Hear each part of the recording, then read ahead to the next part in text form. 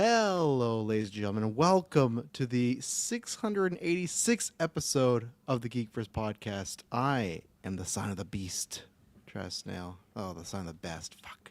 Sign of the best, sign of the beast. It's late. Travis Snail. Of course. Why? Always. The number of the beast, I think, is what you were going for? No, sign of the beast is true, too. I am the iodine demon, Kirkland Patson. My name is Dylan Muss. I am the moon, Taylor Field. Yes, ladies and gentlemen. You sound like the too long guy. Like, too long, the moon. Like, he would be saying that. But yes, we are here somehow in 28 weeks later from the last one. We haven't even done Golden Geeks yet. It's a movie we very much loved, that first one. So we haven't got to talk about it in that sense, what we're doing with the first one. We're already here reviewing the second one, aka 28 years later, The Bone Temple. As usual, we're going to do what we do. But in case you are new, we'll give you about 10 to 15 minutes non-spoilers, thoughts, or recommendations. That we'll give a quick break, and then we'll get right into spoilers. So if you've seen it, you're safe to buckle up. If you haven't, stop the car, come back later, take a little pee outside, then sit down. Did you guys get that trailer? Did you guys get the Passenger trailer tonight? Oh, man. Oh, you guys should watch it at one point. No, maybe wait till next newscast or on Tuesday when we do the town hall. I'll bring it up. Taylor, that trailer got Taylor good. Oh, it got me good. It Big fucking time. set me up. Oh, like scary? Like you get a jump scare? Yeah. There was like a clear, obvious jump scare the trailer was gonna do, and it does it. And Taylor was like, Oh no, I didn't read it. I didn't see it coming. I thought the whole first part of the trailer it felt like a short indie film, and I was like, I'm eating this up. This is hilarious. Like it was good.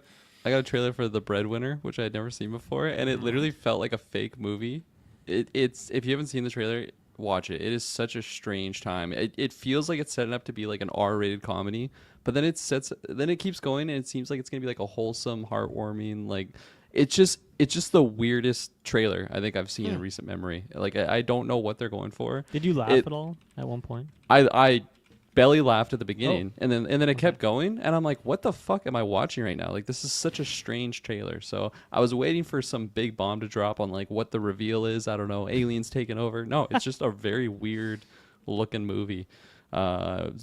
Lead, never heard of him before, but there's a lot of like people that I've recognized the supporting He's a stand-up cast. It's comedian, weird. I think. Okay. Primarily. There you go. Well, there you go. If you like that little tease, on Tuesday, we will be doing a GV episode, which will cover a little bit of news, but it'll mostly be the town hall. So if you see a description down below, there is a survey. So honestly, if you're a new listener, you could fill that out. But, I would imagine for the long-term listeners that have been here for at least, I'll say 6 months, you get a good grasp what we're doing here. Sign off on that. Do that. We'll be talking about the results and some ideas and scheduling, stuff like that on Tuesday. We always like to hear back from all of you, and there's some good stuff in there. Luckily, bringing all positive, so thank you. So yeah, it's completely anonymous as well. So if you do have a critique, we'd love to hear it, and you're completely safe. We'll never know who you are. So check out that. Lots of other good stuff on the feed. Movie draft, video game draft, Travis Told You, Fallout review, Game of Thrones 7 Kingdoms starts this weekend with the boys down below. So lots of good stuff It is on the this feeds. weekend. Holy fuck. That is that the came Sunday. up quick. You ready, Kirkland? I'm ready. So the I got my feeds are crave. juicing. The feeds are, even though it's January, it's juicing, just like Patreon. But we'll talk about how much juice Patreon has a little bit later. First, we're going to talk about 28 years later, The Bone Temple. I'm going to start with the man who saw it first earlier this afternoon, Mr. Muss. Oh, I wish I didn't have to start first. I'm still gathering my thoughts, still collecting my thoughts here, but overall, man, I really did not vibe with this movie much at all. Rarely am I in the theater and I'm like, I wish I was not here. And if it weren't for the review, I might have walked out. I was so bored for like 90% of this movie. Thankfully, there's some spice at the end. But man, nothing was latching on to me here. You know, there's a couple different storylines that we're following in here. One of them I do enjoy, except for like some of the ending stuff with it. But for the most part, I was kind of roped in for that one. But, you know, the primary squad that we're with just like didn't do it for me. I think the biggest hit for me on this movie is like 28 Days and 28 Years Later, both like really stylish movies in like very different ways. 28 Weeks Later, not as much style, a little more generic in that way. But this is like by far the least stylish of all the movies. There really isn't anything here that feels like it has like that creative touch put on it, and I don't want to throw shade at the director. I feel bad because she did the Marvels too, right? And I think it's just like it's a rough back-to-back. I like the Marvels enough, it's not my favorite Marvel movie by any means, but I think it's like rough to pick up on these series from other people and to have to do something with it. But I don't know what the timeline was on this. I don't did they film this back to back with 28 years, or was there some break? I There's think probably some break. pretty close. Yeah, I don't think with the third one they have done that, but I Yeah. think with these two it's kind of a package deal. I think that's why Danny Boyle didn't come back because it would have been kind of Okay, too much yeah. to do that in post. And Yeah, I mean, because to me it felt like this was maybe rushed because it just Hmm. didn't have that extra level of care and love put into it. Like there's one cool weird iPhone shot, but then everything else just totally lacking that style that I really like about Days and Years. So kind of disappointed in that way. I mean, our main guy from the last freaking movie has 28 words in this whole movie. What is he even doing in here? It doesn't make He's any a little sense. So benched, yeah. and then ending stuff. There's not a lot of things that get wrapped up, I suppose. So there's a little bit I like in here, but for the most part, I was really bored by this. Didn't have any fun. There's one really fun scene, and then everything else is just extremely lukewarm or mid. So yeah, I'm curious to see where I'm at on this because I've only seen 2 impressions so far from a couple of our patrons over on Letterboxd there, and it's very positive. So I don't know if I'm the outlier here, but yeah, this movie did very little for me, unfortunately. Okay. Has it sold you out of the third one now? Who's directing it?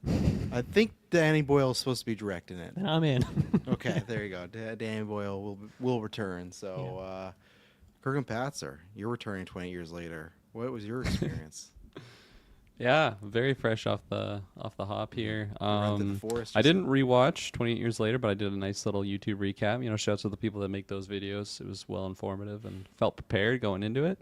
And I will say, this really wasn't what I was expecting out of this movie. I think there's a lot of weird stuff that goes on in here. It's kind of a weird franchise as a whole, but in this movie in It really particular, is. even just comparing it to last movie, it's got some weird stuff, in that first entry, or I guess third entry, but of the new trilogy. Yeah. There's just some very weird stuff in here, and honestly, I was fucking vibing with it. I totally understand where you're coming from, Dylan. I think there is a section, maybe at the end of the first act. I can't quite remember now in my head. Maybe the start of the second. I was honestly doing that. I was like, how long is this movie? I actually was having those moments, but then luckily the ball got rolling, and shouts out to Ray Fiennes, man. If he doesn't got an Oscar, he should have an Oscar for this performance. He's given it his all. Gardner. I feel like there's some historical war movie that he was in that maybe The it would've Constant been it, but- Gardener. I feel like he got it for no. He's only been nominated for 3, never won. So I used to think Defoe was the greatest actor without an Oscar. I still hold that, but Ray Fiennes is right up there. Is he Man, getting it he's for doing this? He's doing so much in this movie, and I just loved it. I loved all the scenes with him. I think he is the heart and soul of this. I'm gonna say the new franchise. That first movie, he was a hidden OP pick, but in this one, he's very much the lead. Yeah, Spike that really doesn't have a lot of words compared to that first title. It is a very interesting just shift from that first movie, but I at the end of the day, I did enjoy my time with it. I'm excited to break it down with you guys because there's some wild stuff in here, and I think the one critique I can say non-spoilery is too much Jimmy for me in this movie in particular. Which There's one?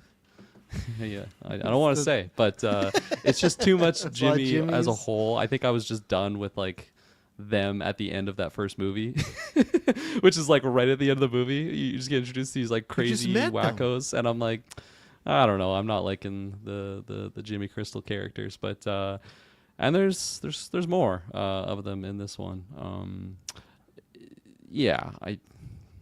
Yeah, I'm gonna save it there because I don't want to reveal too much about the Jimmys there. But yeah, my Alpha Samson's looking as good as ever in this one. I was worried because Yeah, I felt like for the first 15 minutes of the movie, they were covering them up a lot. I was like, oh, did they get some They gave test him screens from clothes the... at one point, minor Yeah. spoilers, but There was he sheds those shrinkage. I'm just clothes. gonna say. I feel like there. I have to watch the first one. Well, but it's I feel like there was Ozepic, shrinkage. right? It's like Ozepic. That's He's right. getting I some don't stuff think- in this He one. was and definitely skinny packing dick. light. I don't know, man. There's one Wild scene he's take. sitting down next to a certain character, and I'm like, that member is bigger than that guy's entire That's forearm. true, Like that's it is huge. Depends weather. It was probably some cold nights this shoot, maybe. I don't know, but It was rainy at one point. Yeah. yeah, I was just worried because I felt the first 15 minutes there's a lot of bushes covering a lot of shots. I'm like, oh, they probably like saw people talking on the first one. I'm like, oh, that's too much cock. But luckily they came right Maybe back. get in a the zoom second in There's half. a lot of shot. bush, all right. Oh yeah, that was there's a lot to men Forest there, region. so, yeah. Yeah. So But yeah, Kirk, when no, you're- I so did you're still enjoy it. in? I'm down for the next one. Mhm. Yeah, I think like the crescendo of this movie really delivered for me. I was juicing. So there you go. That's my overall thoughts for now. Taylor, how's your bush doing? My bush is just thick, ready to go. This movie was great. I was eating up everything from this movie. I really loved it. It's already like definitely way better than the first one for me. I just Than the from start to last finish one? than the last one. Oh yeah, yeah. Wow. I'm not That's gonna lie. When I bold. watched the trailers, I like you, Kirkland. I kind of thought we were gonna be getting something completely different. And so the trailers didn't have me over the moon. I thought like, I think I'm probably going to end up just liking that first one more than this one based on those trailers. But then once we started getting in here from the Jimmies to just the stuff with Rafe and then everything else in between thrown in there, I just thought, okay, this is my kind of jam. I like it. And I like how the first one did such a good job at kind of setting up and reminding us this is the universe, outside forces, inside forces, this is that. And then here you just have just not a spoiler, but a simple story that just kind of bridges certain things and carries on certain things and expands on some things. And one of the things I loved very much, I'm excited to break down in the spoilers part, is just I won't say it because that's a spoiler, but it expands on one part of just the big thing in the room, and I can't wait to just see if that's going to be picked up on in part 3 or what they're going to do. But I like how things kind of tied in and connected, and just how I felt like the cast just had fun with this. Like I was on the rocky road to Dublin here with Jimmy. It was just a damn good time. Yeah, I'm excited to give this a rewatch, and it really caught me off guard. And there's lots of stuff that I really liked, and yeah, that's all I'll say. I'll see there for the third one. Yep. I'm there for the third one. Yeah, Yep. yeah. Yeah, it's interesting. I feel like we got like a good barometer going up here because I feel like I am slightly under Taylor. I would no way say this is as good as the first one. I think with the first one, I did rewatch that about a week and a half ago with Emily because she's a fan. She also really enjoyed it. It stayed true for a first or a second watch because there were a few things, especially it's like the last ending with Ray Fiennes, that kind of story. It's like, okay, how does this play on a second time? It all played well. So I was curious, and I honestly did not know, like when Kirkland Taylor said he felt like it was something different, I didn't know just because like with all these 328 days or whatever, 28 franchise, it's always something different and it's always something weird. So I had no idea what we're going to do, what was going to happen like at the ending of the first one when those Jimmies just popped up. I would have never guessed just like, oh, this band of people are going to be the MCU cliffhanger here, you know? I could have guessed some of the things with this one, but even then, there's certain things like, are we going to see this character? Are we going to see this aspect? Some we do, some we don't. So it always keep me on my toes, and I'm very excited. We won't talk about it in full, like to talk about potential for this third one because I have a few questions. But yeah, I think for me it is a couple notches down, but still great. I love this world. I love the characters. I love the moments. I could understand what Kirkland's saying. If you're not into the Jimmy stuff, why you might be over it. I fucking love it. I am fully between Sinners and this. Jack O'Connell in March on Travis told you I'm doing the March Madness Best Actors currently. He's one of the 32. I'm telling you, I'm putting him on there. The patrons are going to decide. He's one of the 32 because this guy, he is so good. And between Sinners and then this, the versatility of playing villains but being completely different. I think Ray Fiennes it. Honestly, Ray Fiennes I'd say is the star of this, but I feel like it's a 1A, 1B with him and Jack O'Connell. And yeah, the Ray Fiennes story is great. How things come together are great. And I think I have some questions. And I think most of the negative stuff is around Spike, nothing about the performance. I think it's just a few choices and character things, and I think we needed a little bit more on some decisions. I didn't feel fully were well rounded. And I do agree with Dylan that I don't know if I can put it against 28 Weeks Later. I'd have to watch that again. I remember just kind of being uninspired with that one.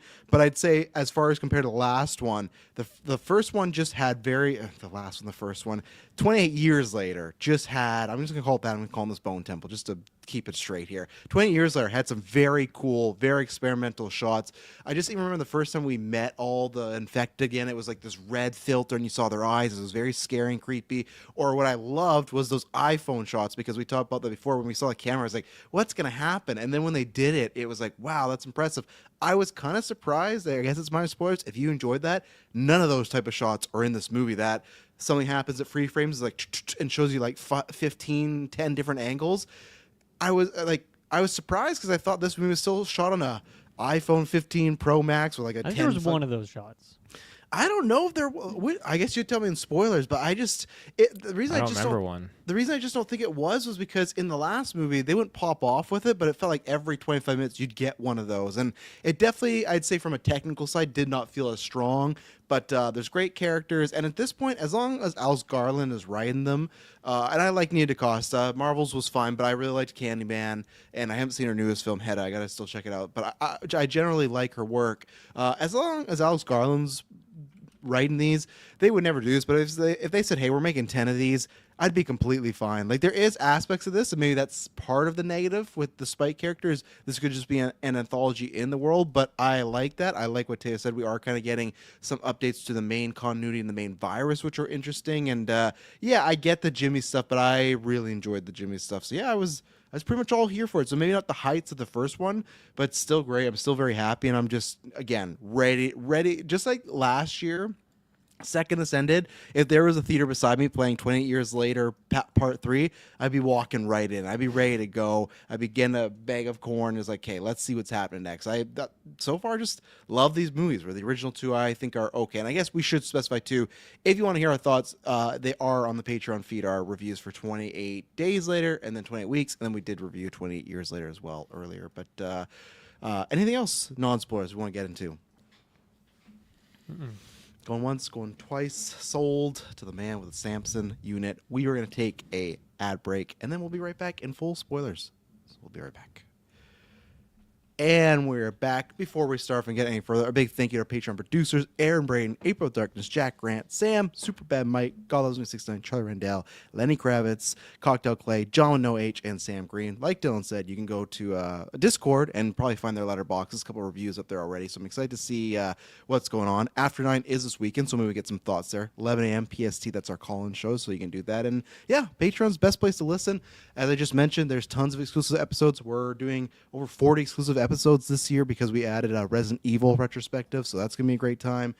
Bread and Butter, which is a topic show. We're doing 4-man Bread and Butters. We're doing duo Bread and Butters. We're doing a flashback episode. We're gonna all listen to a Geek for 7 episode that's like 5 years or older or whatnot, see where we're all now. Other retros, originals, just lots of good stuff up there, and lots of good things happen in January, and that's the best place because you can get it ad-free, and everything you do there supports this channel so we can make more content for the main feeds, for the Patreon feeds, and you keep the wheels going here because we very much appreciate all you, and that helps. So if you like our content, we'd very much appreciate. There's 4 different tiers, a bunch of benefits, and we'd like you to dip your toes in there for a little. Try it for a month, see what you feel. So, all right, where do we want to go with this first? Do we want to go?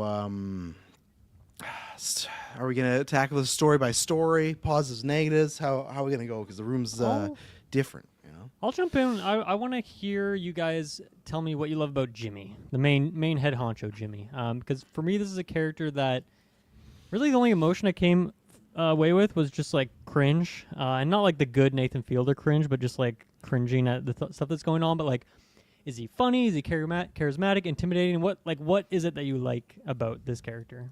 Well, Taya, you said he reminded you a lot about yourself, right? So you can start. I could really connect with him on an inside level. Yeah. No, Don't say that. I found out, so Jimmy Crystal is supposed to be based off of Jimmy Savile, who I had no idea who that was. Apparently it's like terrible sexual predator or something. From I think was I've talking given about you that this one in the information a first few movie. times. Yeah. Okay, Yeah. well, I got goldfish brain, so you might have to remind me again in Yes. the next movie. But still, found that out. My little YouTube breakdown. Shouts out to that guy. Yeah. Taylor Field. yeah. So the character, what I really enjoyed with him was that By the way, you're shouting out the YouTube guy, right? Not The Jimmy Not Savile Jimmy guy? Savile, Yeah, no. okay. Just the way you Burn ended in that, pieces. when you're like shout at that guy. I'm like, I'm gonna clarify for Kirkland before that gets clipped out in 5 years. Charity for that guy. Charity for that guy. Yeah. Sorry, Ted. Good Yeah, like when it comes to this character, I enjoyed his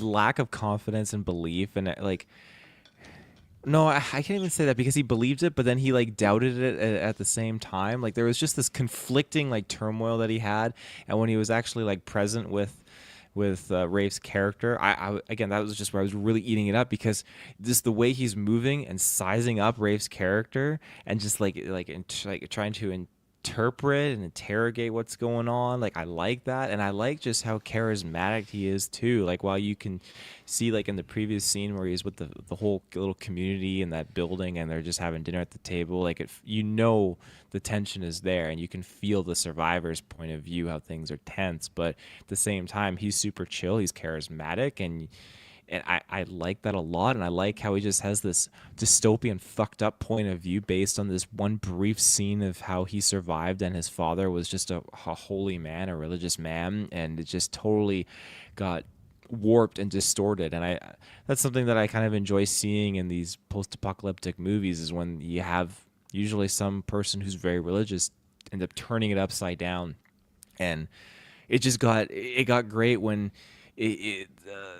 the one Jimmy was like, hey, I saw Father Nick, and he's like, what? And he's just thinking in his head, you can tell when you in retrospective, like he's trying to think, how am I going to spin this in my favor?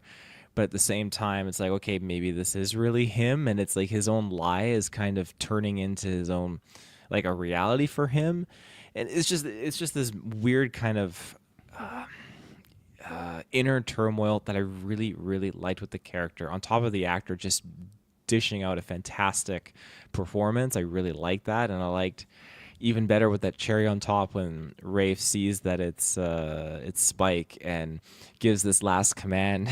And Jimmy's just like, oh no more commands, no more, commands, no. 3 commands. he was so fucking good with that, and I was just eating that up. So yeah, I just think it was awesome. And you have to think too, when you're looking at his character, who is just subject really to Teletubbies and the TV, and probably has no other real memory of things in the world from the past too. And that's something that he talks to Ian about as well, just the world beyond. How Ian's talking about like, oh, I remember like computers and different things and order and grocery stores, fridges, all that stuff, etc.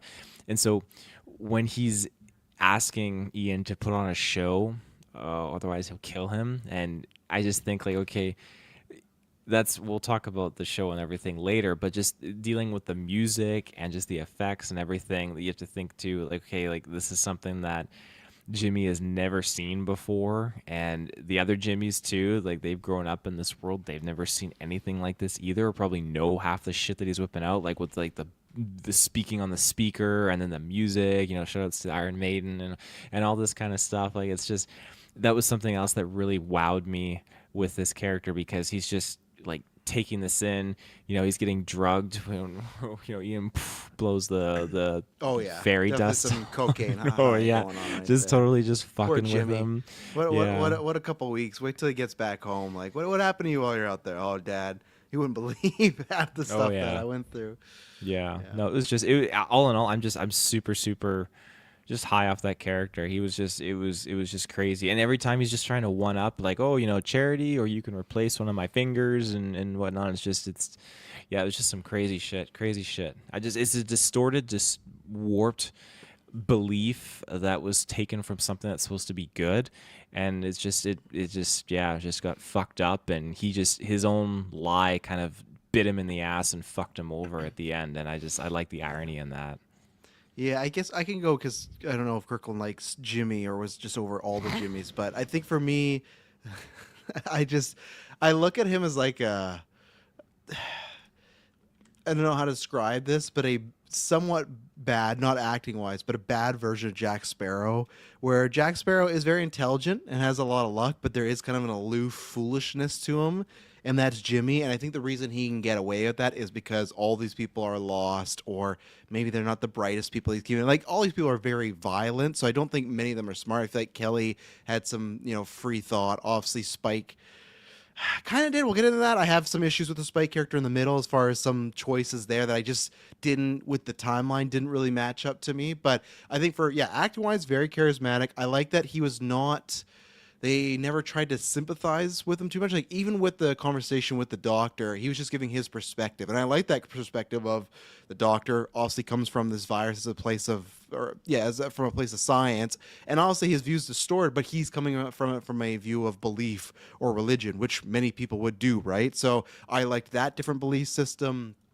I thought he carried himself very well in all the scenes as far as being a fine line of that dark comedic humor, but then also intimidating. I definitely specify probably the dinner table scene when everyone's sitting around, and just that little moment when the woman asks, like, "Oh, you're going to leave?" "Oh, absolutely, we're going to leave after we kill you." And it's just the quick tone shifts he can do. Really bugged me that for some reason they had that guy just throw the boiling pot of water on the table. Like, why not just kill off one of the Jimmies in that moment there? Like, don't have to take Jock O'Connell, but why is he throwing the water on the table and just be like, run? Hit like several people with it. It gives everyone an advantage in the room to how'd it go? attack How'd the them. advantage go? They all fucking because died. they're all not weak. skinned. They're all weak and they're not fighters, right? I'd say take out one. What you do, hot water on the other, hit the other one with the hot thing, and try at least take out. It did nothing. It was so frustrating this moment because I was like, oh, it's a Home Alone tactic. Is it really going to kill anyone? In this world, I would hope so, but no. To me, it was his presence, and I liked what Taylor said. Where, to me, it is the thing of I thought the whole way through, okay. And the other thing I liked about him, just acting wise and cadence wise, he very much sounded like a pastor, which I think is a very good idea to do in this route. Like when he's doing his speeches, his hand motions, and his comparisons, very biblical. Very much, if you go to a church on Sunday and it's a good pastor, you're going to be getting that same type of vibe, right? So you can find why he would get those lost souls. I think for me, I liked that. For the first act, I thought, okay, this is called kind of bullshit to him. But then they reverted back to that first movie where when he talked to his dad and his dad gave him this whole speech about it's the reckoning and that's what's coming for us. And yet, that actually had an impact on him. It wasn't just, oh yeah, I'm going to use this. There's a bit of him that believes that these things aren't just a science virus. They're devils. There's things that have been tortured by God or religion or whatever it may be. So I like that when Kelly was like, oh yeah, old Nick's out there. He played it off, and I thought the whole time he was just playing it off because that's part of his scheme. But there was part of him that believed it. So that to me is where that Jack Sparrowness comes in, where there's a bit of him that is aloof, and I kind of like that. And then I think that also makes him dangerous, but he was still smart enough to make this deal with Ray Fiennes, but then obviously it bit him in the ass because Ray Fiennes was having a crisis of conscience. So I liked everything. Maybe when I watched again, but I had no critiques of the Jimmy Crystal character, particularly motivations and all the scenes with him. And brutal villain, terrible things, that skinning scene was just brutal, man. That's stuff that I thought when they cut away, that okay, you're gonna see a little bit of it, and we go back to those bodies, and they're just sitting there. It's like, geez, Louise. And they're still their eyes are open, they're still alive. Oh, then they got burnt. fuck. Then after they got burned, some of them alive. burned. They got no skin. Their Rough way to muscles are go. just All yeah, because Buddy, didn't use the boiling water properly. He didn't. exactly, right? Maximize his advantage there. yeah. Yeah. I kind of forgot it was Jack O'Connell in this. So when I saw him in the credits, I'm like, oh fuck, there's no way he's the main Jimmy, and sure enough, he is. I think I was let down for the first chunk. I think until we get the scene with him and Rafe, that's when it kind of won me over. Of just seeing. Because at first I'm like, is this just some psycho that just wants to murder people? Is that just his motivation the whole movie? And it just seems like that kind of is it. He's just some sadist that just loves watching people get tortured. And there wasn't more to that. I liked the scene when, he's it's not so much oh fuck, they think they found Saint Nick. My ploy is up. He's like, okay, let's actually see this guy. Is this actually who I'm seeing in my head? Because he would, right? If your dad was some zombie cultist religious dude and you just see that happen, your whole family dies at 8 years old or whatever age he was, that would fuck with your brain for life. So I do believe that he's actually hearing Saint Nick in his head, right? He's just hearing, he's probably schizophrenic, he's just hearing his dead father in his head because he's just so going through his own psychosis. Maybe Dr. Ian could have helped him with that if he was a little more willing to work out with that. But I love the sequence of him yeah, like questioning his own belief and like really having that, I was gonna say heart to heart, more of just like a sit down conversation with Ian, and like just it felt like a heart to heart though, which to me was impressive. After they just skinned all these people, I was never rooting for him to be like, oh, there's a good guy here, but just the way Yeah. he portrayed himself, just felt like, oh, I'm another lost soul out here, and okay, I'm in the demonic stuff until he starts to make the turn, and Ian's like, he's oh, like, okay, I love guy. talking to Ian. Like, you know, Yeah. like you might be the first person I've ever actually like I did like all of those conversations. Performance was really good too. Those fucking nasty teeth they gave him, just so disgusting. So many just close up Oh, shots yeah. of nasty people's That teeth. one too, in that this. one when he has Oh, like, it's like yeah, I there is know. just black. It's like, oh, bro. Yeah, 100%. So I did kind of come around to the character, but it would have just been in that snippet of like when he goes to the Bone Temple, like that he just, yeah, he is a con man. It's like, okay, you're not the devil, but like I still have to have ultimate control, so you have to basically pretend that you are. And yeah, I did like that. Just like patheticness to him, like when you find that out of like he realizes like what this is, and he's actually I feel like he in his head like wants to deny what Ian's saying, but at the end of the day, like it makes sense what he's saying. Like, okay, this isn't the devil. Like, it's like, you really believe that it comes from maggots and viruses? like he's just no way, shape, or form in his head does he believe that was the case. It's like, no, this is actually just the apocalypse. Like Satan has actually come, and we're here to just spread his dark religion across the land. So I did kind of like finding out about that and like what the root. Well, we already knew what the root cause was, but more so just his interpretation of it. So I grew to like the character there. For the Jimmies though, I feel like it's yeah, it is brutal. Like I understand. I'm not gonna say take those scenes out, but like that's just not what I like to watch. It reminds me of like Devil's Rejects, pretty much, when they're just torturing these people in the that's the movie, right? The Rob Zombie one. Well, there's Where two. they're, like- I don't know which one you're talking about, but there's that, or there's Those the House of a characters Thousand though, you know, they're Corpses. just yes, those they're yeah, the just Devil's fucked 3. up psycho. Yes. Yeah, they just murder, torture people, and that's the vibe I was getting. And maybe it's hard for me to watch. I was eating my popcorn when they're getting flayed alive, and I'm like, this is Wow. just disgusting. You chose popcorn for this. I didn't tonight. I'm like, I'm gonna do popcorn. I Man, learned from I'm the like- last movie. I was like a fist in as fucking Samson's Alpha's eating the brains, and I'm like, Oh my this is God. not pairing well right now. And it's like very visual, like zoom in of like the human brains he's eating. But I digress. But yeah, no, I think it was just like, okay, these characters are fucked, and there's just a lot of them. If you like those types of fucked up characters, awesome. This movie has a lot of that. It just seemed like a little bit too much.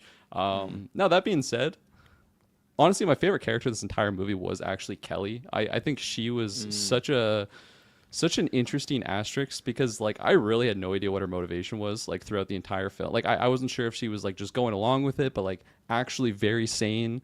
But then it very much feels like she is believing somewhat what Jimmy's saying, or she's more thinking that this is the apocalypse and Saint Nick is real and he is causing this, but Jimmy's kind of like the false prophet. So I just Yeah. love the layers and how that was kind of being revealed, and it seemed like she was always kind of a guardian angel to Spike, but then there's moments that he's looking at her like he's the prey and she's like the predator. So it was just such an interesting dynamic, and really happy that character made it out, and I'm hoping to be able to see more of her and in a dynamic nature, because it was just hard to pin what was going on with that particular character. Yeah. It's like, okay, all the other Jimmys are just fucked up and weird and they're just psychos, but her is just like the one, I don't know, the Just wild the card. fucking Jake Sully in the Avatar. It's like the one that's different than all the others.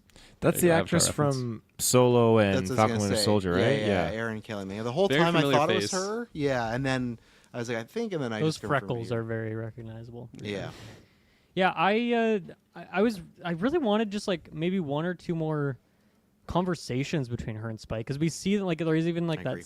during the barn sequence, like it cuts away from the fire and they're sitting Yeah. out there, and it's kind of like, oh yeah, they've just had a conversation or something, and now like, okay, now the barn's burning down and we're gonna go into that scene. But yeah, I think I just needed a couple more sequences, which would have fixed up a lot, because as we talked about, like Spike is nowhere to be found in this movie. I wanted to hear more of his point of view, but then also like build up their bond a bit, because really the only actual like tangible thing to see their bond is that she like chases him down in the woods and saves him from that other guy. And I guess like in that ending sequence, but that's just a very chaotic sequence overall, like with the Rafe Fiennes and the doing his performance bit. So yeah, I guess we'll get a lot of that in the third one since they're running away together. But yeah, I definitely needed a bit more because yeah, she seemed like the only one who actually had like any agency and like actually was a human, whereas the other ones just felt like caricature, like classic cult goon number 2, 3, 4 in the movie kind of thing.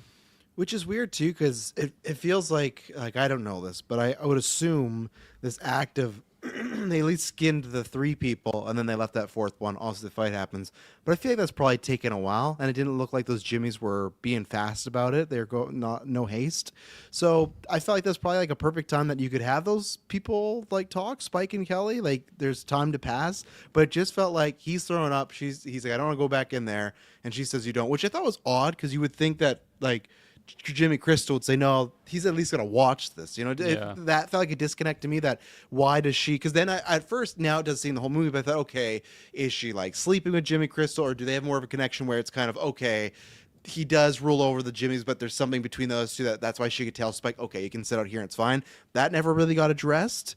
Also, the other thing that was weird too, when because I don't want to forget about this, they originally, I thought, wanted to go see Old Nick to get like a full, I don't know, a conclusion or whatever on Spike, right? Because they're like, I'm like going a to call resolution. Yeah, and then when it happened, that didn't come up at all because I thought that was going to be a thing. I thought they were going to pull the mask off, and that's when he'd see him be, oh no, he's fine, he's safe. But he did his 3 commands, then they were leaving, and we'll get into the other stuff, which I did like the scene escalate. But it was weird that never came up again. Even with the other Jimmys, they're like, well, didn't we come here to see Old Nick just because of the kid? Obviously, they were blown away, so they probably and on cocaine, so they probably weren't thinking about it. But I mean, I guess maybe it was just like because head Jimmy, like after he had that conversation, he was like, okay, this is how I'm gonna spin this, so that's why like I'm gonna change it. And like he's specifically said to his team, like, you're not allowed to say anything. So that's true. Kind of shoving them down preemptively. But yeah, I think all you guys said, all the stuff you guys said with Jimmy, all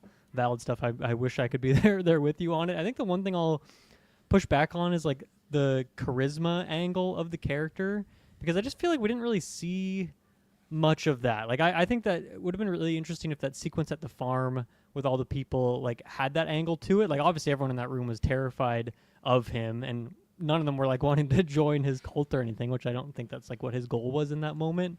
But we definitely didn't see it there.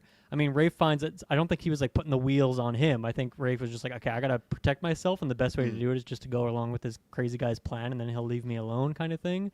I guess the only case would be, obviously he has like his cronies with him, but even then it feels like he's constantly undermining them or pissing them off. Like obviously that one girl was like seemingly planning to like turn on him at some point, and then when he just let that other cult member's like friend die in the pool sequence, it seemed like that created some like disdain there, but we didn't really see that. So I guess the big evidence for me would be like with Spike, because I really cannot put a reason together why Spike stuck around with them for so long. He had so many opportunities to leave, and so really the only evidence I have is that something about Jimmy's charisma is able to pull him in. But really we only get that one sequence after the barn situation when he, when Spike chases the girl, the pregnant lady, she escapes, he comes back, and then they have that conversation there. Like maybe during that sequence, obviously he didn't really like treat him well, but he treated him in a way that probably scared him into staying, I suppose. But yeah, I guess I'm the charisma angle, I don't see it as much, and particularly with Spike, I don't know what the F is going on with that character. Especially because I think where the disconnect for me was, I guess, even on the Jimmy thing, where the last movie he meets all the Jimmys, and then we cut to right away. There's no flashback, nothing. We're right to the next scene of them in some sort of pool area, and they're testing each other, right? It's pretty much, you pick a guy, you got to fight him. Last man standing is in the group. Okay, that's fine. But it just, I didn't feel like that was going to happen. I didn't think we were going to jump from the meeting and then to the fight. I thought there might be a slower, maybe there is something about Jimmy why he would feel, because in that first movie they don't like threaten Spike, they don't like kidnap him, they save him, right? So I thought it'd be the general, okay, you trust him, then you see, okay, this guy's really bad, and that to me would have bought exactly what you said, Dylan, and my thing of why I can't like hit this with a perfect score like the first one. Why Spike didn't leave multiple times, I guess kind of believe scared kid doesn't know what he's doing, but I again, with the ending of the last one, felt like Spike was, well, I'm going to go off on my own, be mature, and do this, right? The world's out there, so I'm going to take it on. He tried once, so we know he wants to as well, right? Yeah, I guess I would have made them critique that as far as just like, or could tweak that. I don't know what the word I'm trying to. Tweaked. Yeah, I like that word. I wish that they just. I guess it's tough because the baby that when did they find right the alphas whatever lady had the baby, that baby had to get back to Aaron Taylor Johnson. I guess that's the awkwardness, because I would just rather he's still trying to get home and then bumps in the Jimmys, for him to go and be like, oh well, I'm fully gonna go out there by my own, be my own man, and then he's right back to being a very scared kid. Can't say he can't be scared because he's still a kid, but that moment when he lifted the bow, I was not in there enough to believe that sensibility. I would have to hear something like, this guy's been with these Jimmys for a year, because I didn't believe, not even if he didn't want to stop her or go with her,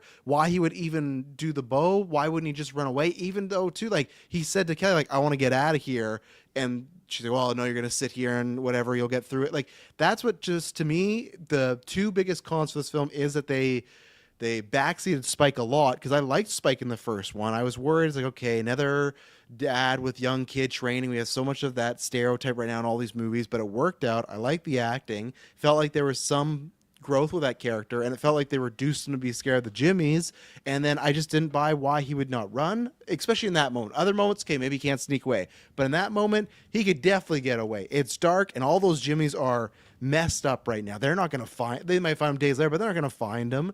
And and I just didn't buy him even thinking about shooting this girl at the bow. Like, I just felt like if they're going to do a potential Stockholm Syndrome storyline, especially if they're basing the character off of, I don't think we got there enough. So I think those were my biggest critiques. So I share some sentiments with you there.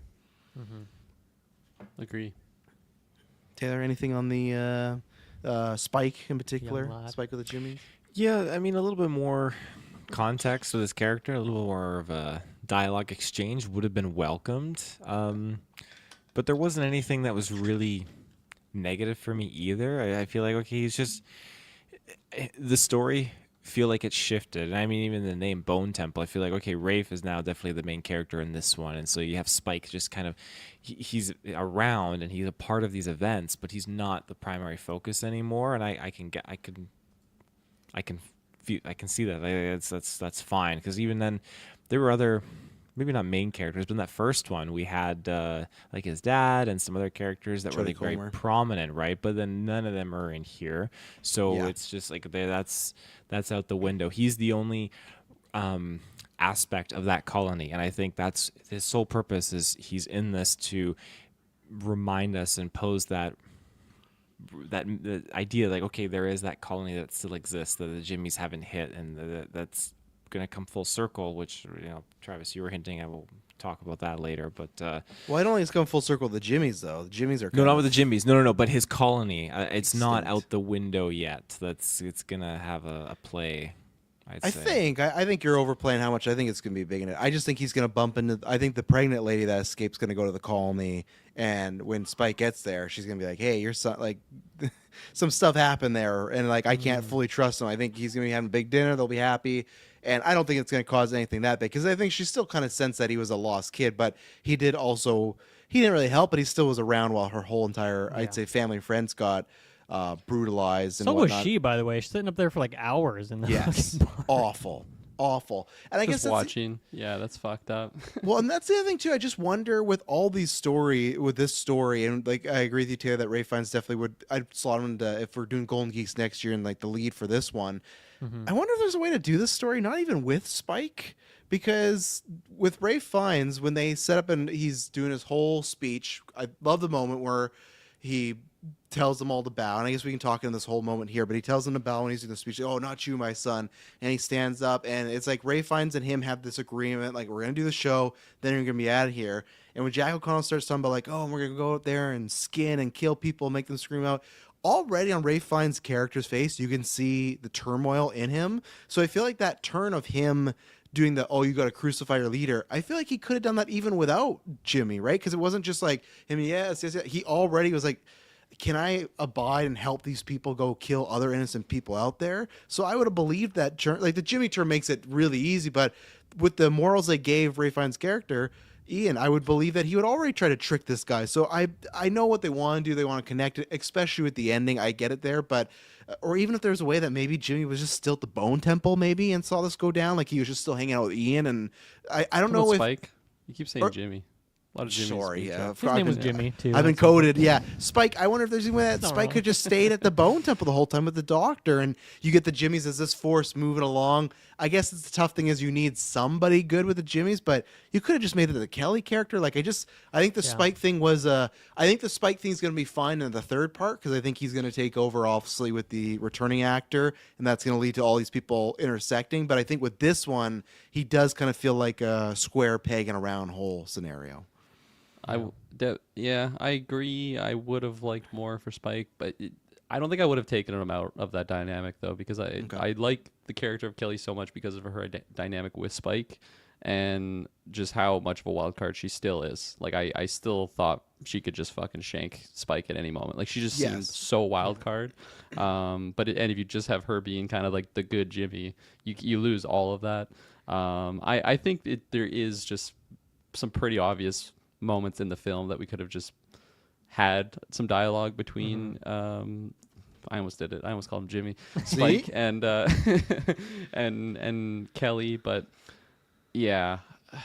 You definitely I had need another thing. you definitely need Spike there for the stakes of it, but it makes him feel like a plot device instead of like his own character, which is just weird considering that he was so prominent in the last one. Just strange. And that reminded me of what I was gonna say. Agreeing with what you said, Travis, of just the like reverse development that we had from him in the first movie. Like he goes through this life altering, like becoming a man, go out there and kill your first infected. Now he's just living out on the land. And then this movie happens, and he's just like a meek little prisoner again. Like it's just so strange. And then when he pulled the bow on that lady, I was so like, what the fuck are we doing here? This is just so ridiculous. Like I get it if they're watching him, like, you know, he draws the bow. It's like, hey, let me go with you. I'll fake a shot. And then he's just like, I don't know. It was just so strange. Like he pulled that up as if he was ready to kill an infected, and then it's as if like a switch went off, and like, I should go with her here. And it's like, what are we doing here? Like, was there another time jump to have that? He's like insinuating he needs to leave with an adult when like I guess I understand when they have this like little lock system, but it's like you can clearly just climb this fucking thing. Like it's not that high. Like if Spike, you want to leave, go. So that's where it's just that's where like the ending of the first one and the character in this one don't coalesce. It just felt like they wanted a reason in part one for Spike to still be out there, but the character didn't actually evolve. Even though he wrote this whole letter to his dad about I'm just gonna go walk the walk, and I swear in the third one, if he's not immediately heading home, I don't know if I can route for this character. I get want to be your own man, but like what you've seen now, it's like you got to go back. It's not like just even if you want to live somewhere else, live with another person, not with your dad, that's fine. It's like at the end of the day, your dad was in a high pressure situation, had an affair. He ain't what these guys are out here. Like Aaron Taylor Johnson is not that bad. So it's like, cut him some slack. Please go home. So I'm hoping that's where him and Kelly are trying to head to. And it's not just more because he didn't say that. He didn't say it when they just said, let's go. I was kind of hoping he was like, oh, well, I have a place that we're safe at. I don't know where they're running to. So I swear in the third one, if they pick up, they're not going back.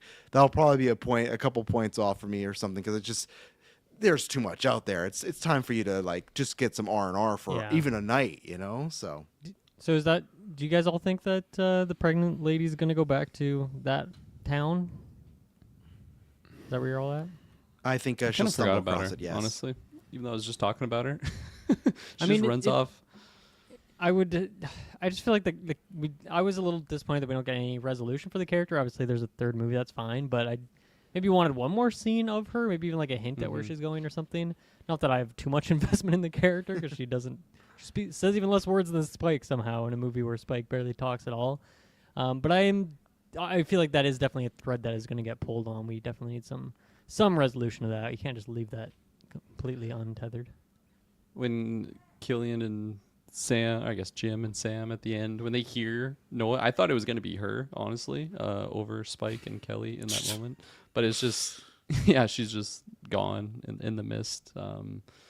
It seems like a pretty wild spot to just find if she's just running off into the wilderness to like find the holy island where. No, I bet it's gonna be a situation where like Aaron Taylor or Johnson's Samson's gonna find her and just no, not piggyback Samson. ride her. No, I feel like it's me like Aaron Taylor Johnson's out looking for his son and bumps into this lady, or someone else from that community bumps into her. And Yeah. it's like, you come back with us sort of situation. Because I feel, I know that they dropped off a baby with Aaron Taylor Johnson, but I find it hard to believe he's not going out looking for Spike the chance he gets. Like the way that, because at the end of that movie, he was literally like almost drowning to try and get back to Yeah. his son. So it's like, I don't believe he's not gonna be like, well, I hope my son's okay out there and he's going to be a man. No, I feel, and that's where he'll bump into her and X, Y, and Z, I Yeah. think. So. I mean, she doesn't. Yeah, because she certainly doesn't know where that place is, or else she probably would Yeah. have chose to live there, right? Considering that she was in like a safe home base situation with a bunch of other people. Mhm. But I don't know how far away that is. But like Killian's base is clearly like at most a couple days from where her base was this whole time. So maybe they know about each other already as well. But she didn't go straight there, obviously, because she wasn't there before Yeah. Spike and one Jimmy were. So I don't know.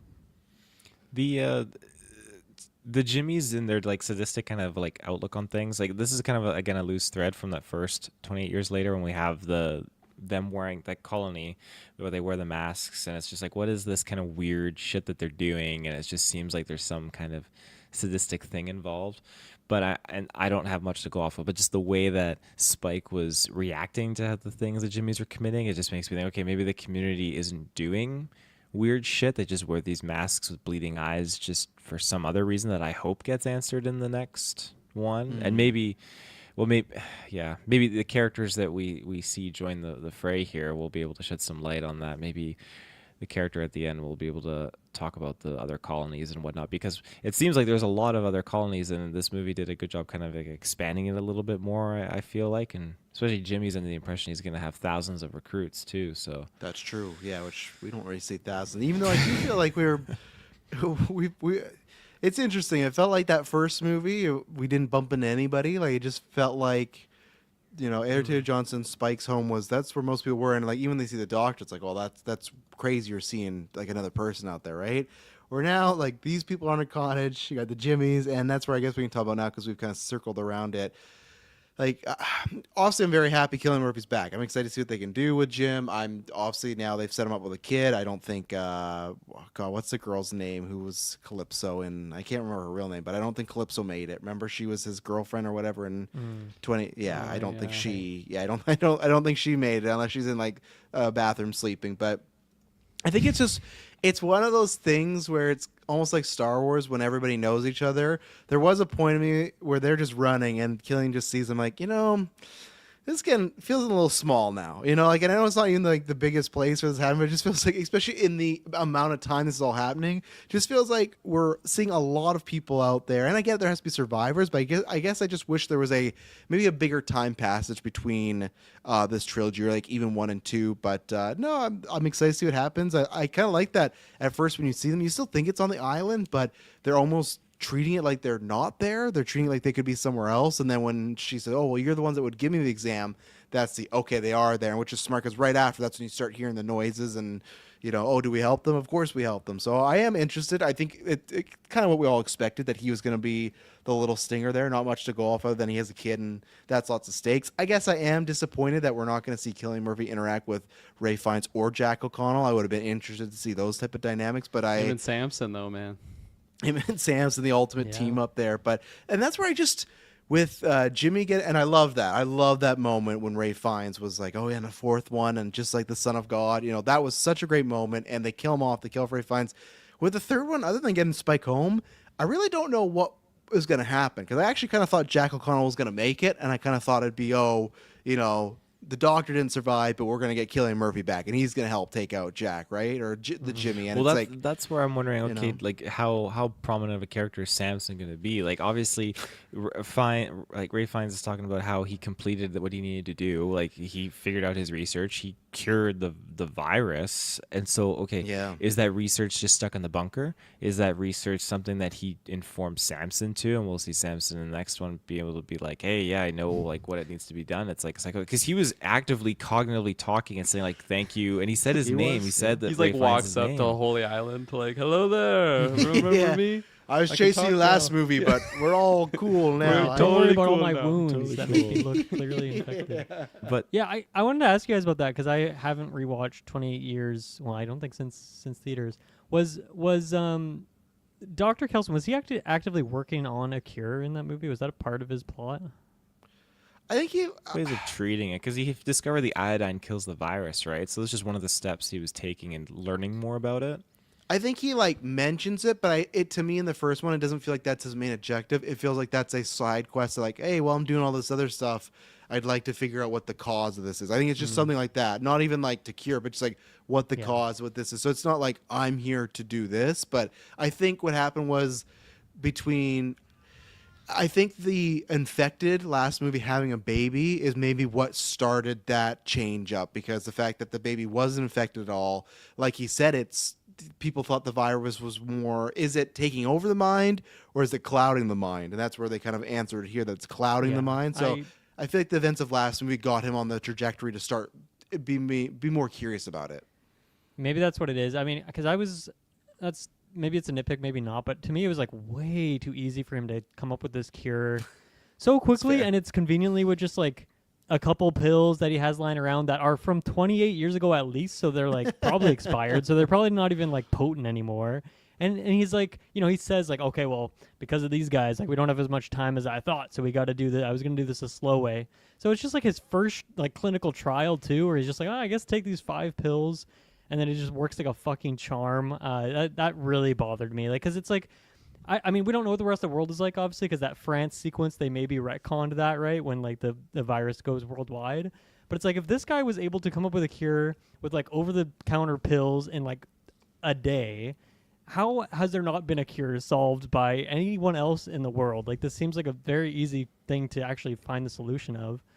So I was pretty bothered by that, especially like this deep into a franchise for like the solution for this to just come up in like 5 minutes, and the movie was kind of I think the line drawn there is the rest of the world.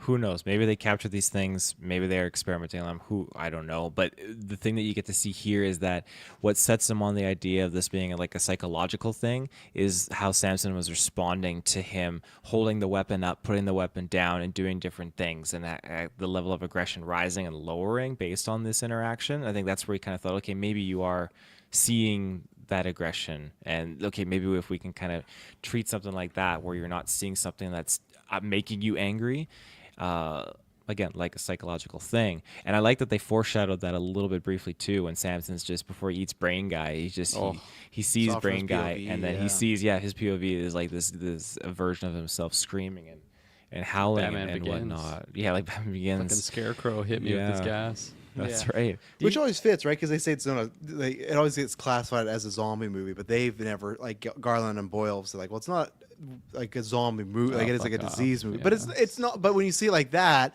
when I picture a zombie movie, I don't think they're seeing like, oh my god, something I'm scared of, I have to attack. So I like the differential. Getting that perspective was cool. Do you guys think that because all the other rage people on the train were taking bites out of Alpha? Do you think that by doing that, they're like, the cure is somehow in his blood, and that would work on those?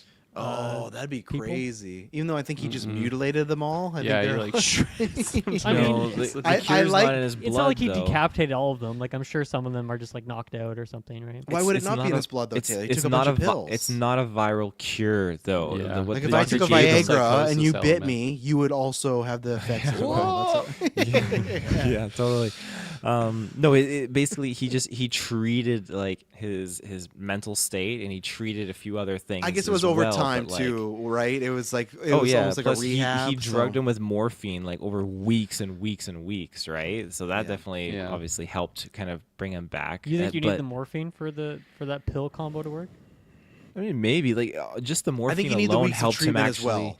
The weeks of treatment, the morphine alone helped him actually start talking again. And that was without the treatment. That just was able to slow him down and keep him at like a state where he's calm, which is a lot longer of a treatment than I'm imagining any other government is doing. Again, with him being able to test this stuff out in the 28 field. years is a long time. It is a long time, but I don't think they care though. I hope we get the That's third right. They one. don't I think care. they've just been like, we don't care about that place, whatever. They don't, and I mean that's why I feel like okay with Rafe's character, he's in there, boots on the ground, and he's got nothing but time to just test out these different things and lead to this ultimate conclusion. And so with this medication that's proving success, the thing that I'm curious about is okay, the virus is still present in his blood. So technically these other variants shouldn't have attacked him necessarily because they should be able to sense that the virus is in there. But then you get a case like the second one, 28 weeks later, where you have the mom that had the virus in her and she's technically a carrier. So now he would be, I guess, a carrier that could still be attacked and killed by these things. Because if you remember, like, she was a carrier, she had the virus in her, but her husband got infected and just like ripped Right. her apart and killed her. So I think that's technically what he becomes. So it kind of gives him his cognitive abilities, his sanity comes back a little bit, and he's aware and he's on a that kind of scale, but he's a carrier, so he's still got that virus in him, but it does not mean he's immune to the others killing him like we see in 28 weeks later. That's the comparison, which that whole sequence, though, I loved it. I liked how he was remembering things, and I liked how just everyone on the train was standing there. He had his Alan moment, and it just like, he's like, yeah, I don't have my ticket, and they're all like, ah! Like, Get fuck, 'em! this is You don't have your great. ticket? Get him! Yeah. Yeah, I know Kirk has been wanting to say something, but we're gonna take our next ad break, and then we'll hear from Kirk. And then I'll go, and then Kirk. And we're back. Kirkland laid on us. I'll lay it on you now. Yeah, I definitely feel like we do make some jumps on like, okay, that's pretty simple on how we just solve that cure. I also feel like this isn't just specifically the cure to the disease. Like I feel like Samson is a very specific patient that like he was treating. Like it's also an alpha, right? Like how rare are those individuals in and of itself? Like maybe the other infected don't react to that treatment the same way that Samson would have. And I don't like think the Dr. alpha is Ian- like a different mutation, though. I think it's just because he was big and strong. But isn't but that like his a behavior result? is so different than That's all a the Isn't result that of like the- happens in the the animal virus. kingdom. It's not like an alpha is like actually a different breed. They're just like larger than everything But else. I right? think that's the I feel result like they he talked is. about in the first movie, though, where they addressed that based on like the virus kind of expanding as it has these changes and creates like these it's like alphas. evolving their species, right? Mhm. Yeah. So you're saying it's I like a don't know. We steroid didn't- that he's an alpha and he just gets bigger, bigger, bigger? The other minor ones they injected in his ass, and he just keeps getting. It's just I feel like his Steroids. physio like it's not just he's bigger, like he like regenerates, like it's just like he's like a superhuman in compare, like a super scroll, you know, to quote a terrible And that's TV not show. just a comparison. one-off either. That's consistent across all the alphas, right? So Yeah, I don't know. Maybe they did get into that, but it just seems because there's lack of explanation, I kind of have to just pull my own theories on the matter. And it also just like his, like what other doctor in like the mainland would be like this level of like philosophical ideas of like, is it really clouding the mind? It's like, no, they're just Yeah. looking at the numbers and the science to it. Whereas like, he's dressed in iodine and fucking singing his records to the moon in his bone temple that he like there's a lot of weird things going on with with this character, and I feel like that is how he gets the cure.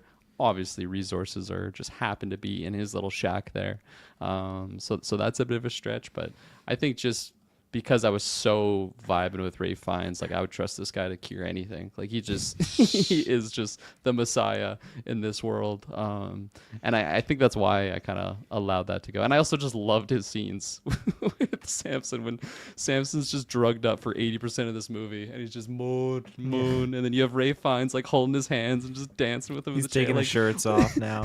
yeah, like when their Kelly friendship was so cute. like when Kelly finds them and she's just like watching with the binos and she's just like, what the fuck is going on? And he's just dancing with Samson. Like, man, I was just laughing out loud. Like it was just such a funny part of the movie. But good points. Good points nonetheless on the cure.